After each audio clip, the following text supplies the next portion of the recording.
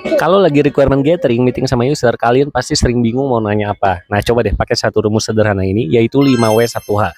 Gue udah bertahun-tahun sebagai IT business analyst, dan gue pakai rumus ini, dan cukup membantu banget untuk menggali requirement yang lebih lengkap. Nah, untuk W yang pertama, yaitu adalah what.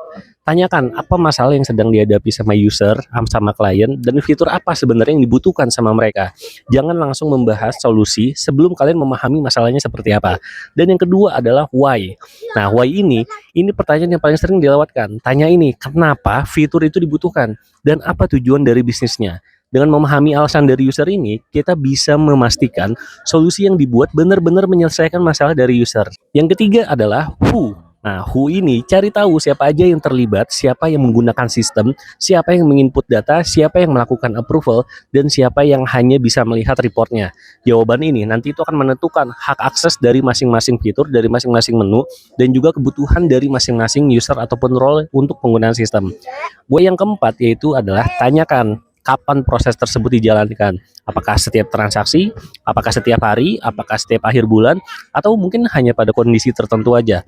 Justru ini akan membantu menentukan alur dan bisnis rule-nya seperti apa. Dan W yang kelima, cari tahu proses itu terjadi di mana. Apakah di aplikasi mobile, di website, apakah di kasir, di gudang, atau di cabang tertentu aja. Lokasi atau media penggunaan itu seringkali mempengaruhi dengan desain solusi yang kita berikan sama klien. Dan yang terakhir adalah how.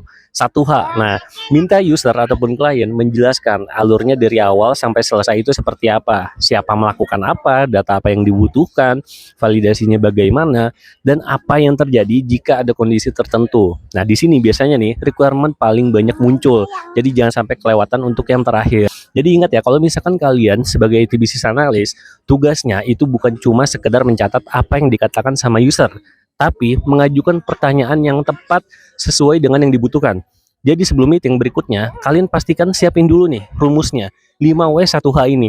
Dijamin diskusi kalian lebih terarah, requirementnya juga yang dapat itu jauh lebih lengkap. Buat kalian yang mau tahu tentang seputar business analyst, jangan lupa follow akun gue ini. Kalian juga bisa klik link di bio profil gue untuk mengetahui template yang digunakan IT business analyst ada apa aja.